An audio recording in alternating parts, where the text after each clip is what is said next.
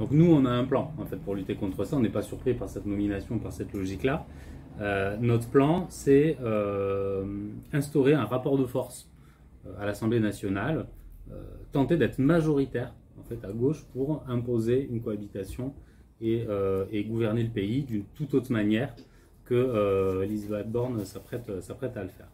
Donc pour ça, vous le savez, on a constitué la nouvelle Union populaire, écologique et sociale, donc rassemblement de l'ensemble des forces de gauche, dans le but de constituer un intergroupe qui donc peut être majoritaire. C'est un accord qui est tout à fait historique. Ça fait un petit moment qu'on attendait ça. C'est pas une simple coalition puisqu'on est regroupé autour d'une base programmatique, autour de mesures, des mesures fortes, des mesures qui sont vraiment des marqueurs de gauche. On parle du SMIC à 1 500 €, on parle de la retraite à 60 ans, on parle d'une allocation pour les jeunes, notamment étudiants et apprentis. On parle également de mesures écologiques, démocratiques. Bon, on a réussi à se mettre d'accord finalement sur cette base-là. Et on sait bien qu'un député seul, il ne peut rien faire à l'Assemblée nationale. L'Assemblée nationale, c'est un lieu où il y a un rapport de force entre les différents groupes. Et le fait est que des candidats qui se positionneraient contre cette alliance, de fait, font le jeu d'Emmanuel Macron, des macronistes. C'est très clair. Objectivement, sur notre circonscription, Jérôme Kramp, en maintenant sa candidature, eh bien, est l'allié objectif de Macron, puisqu'il peut nous empêcher de garantir aux Français la hausse du SMIC, de garantir aux Français qu'ils échapperont à la retraite à 65 ans. Donc vraiment, il est dans une position en réalité du côté de Macron. Justement, excusez-moi de vous couper, ouais. Mais vous citez Jérôme Kramp. Je suis d'ailleurs sur l'invitation que vous avez envoyée, vous le qualifiez de dissident. Mais en quoi il est dissident? Lui, il est pas. Son parti n'a pas signé l'accord. Oui, il n'est pas dissident, il n'est pas socialiste. Bon, alors voilà, il n'est pas socialiste. Vous remarquez quand même que dans la liste de ses soutiens, en fait. Non, mais j'entends bien, mais voilà. lui, il est PRG. Vous dites. Vous mettez en cause sa candidature, et lui, il n'est pas lié par l'accord de la NUP, je veux dire. Voilà, c'est ça. C'est-à-dire qu'en fait, il était candidat avant. Il était candidat avant la création de la NUP. Alors exactement. Et son parti n'a pas signé la NUP. Alors voilà. J'ai un peu du mal à comprendre. Alors tout à fait. Il était candidat avant et très clairement, il nous attaque là depuis quelques jours et se montre fébrile parce que il s'imaginait qu'il serait élu sans aucune difficulté.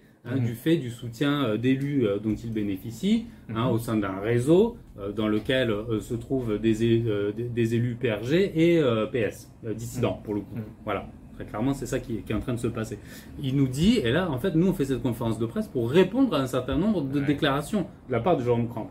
Lorsqu'il dit par exemple nous semons le trouble à gauche sur le département. C'est quand même assez étonnant, semer le trouble que justement unir la vraie gauche sur un programme clair. Alors qui sème le trouble dans cette histoire-là? Autre attaque de sa part, il prétend que nous ne connaissons pas la circonscription. Alors, d'abord, je l'invite à nous rencontrer et à vérifier ce genre d'affirmation avant de dire des bêtises, puisqu'il se trouve qu'on est comme dans la région, pour ce qui concerne ma suppléante depuis sa naissance, puisqu'elle est née à Tarbes. Voilà, tout à fait.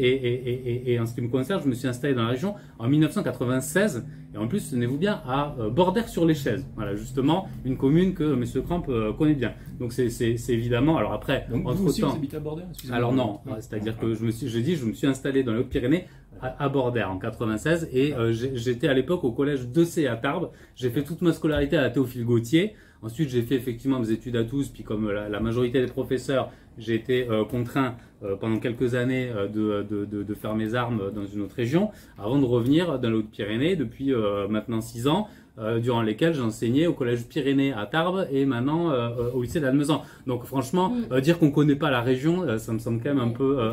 on est aussi très engagé sur le terrain, particulièrement à Tarbes pour ma part, et puis globalement dans le département. On est là, on milite, on est vraiment très engagé ici. Après, vous pouvez pas nier que vous avez cité des soutiens qui, cet accord fait pas l'unanimité à gauche, notamment la présidente de la région, mais pas seulement. Il n'y a pas que dans les Hautes-Pyrénées où là pour le coup il y a une candidate qu'on peut qualifier de dissidente, Maryse Bernier, sur l'autre circonscription. Il est critiqué par d'autres candidats. Il y a d'autres candidats ailleurs. Même José Bové a critiqué cet accord. La nature en marche, je ne reviens pas dessus. Enfin, ils sont à gauche, comme Elisabeth Borne se dit en termes de gauche, etc. Enfin, c'est territoire de progrès, c'est voilà. Non, mais là, c'est même pas, il y a même pas de débat là-dessus. Bon, alors, oui.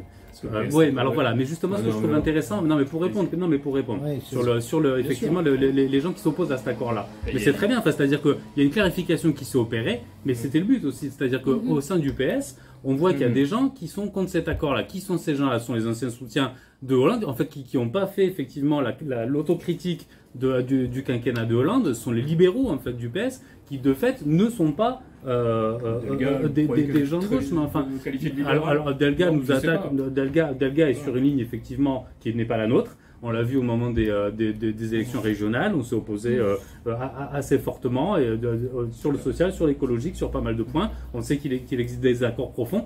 Et ce qu'a permis cet accord-là, justement, c'est de mettre au clair cette fracture-là. Donc, en fait, pour nous, en gros, tous ceux qui ne sont pas dans l'accord font le jeu de Macron, puisque ça veut dire que, concrètement, ils vont nous empêcher de mettre en place les mesures qu'on a citées là. Tous ceux qui sont contre sont des insoumis. Alors.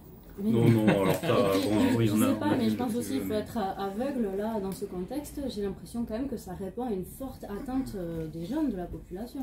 Cette union. L'union. Ah oui. Quand on va demander aux gens, ils attendent que ça. Oui. Ou alors. On peut vous rétorquer qu'il y a aussi peut-être des gens qui se sentent à gauche et qui partagent ce que disent Delga et ceux qui veulent pas, ceux qui refusent cet accord aussi. On peut vous rétorquer ça aussi. Hein.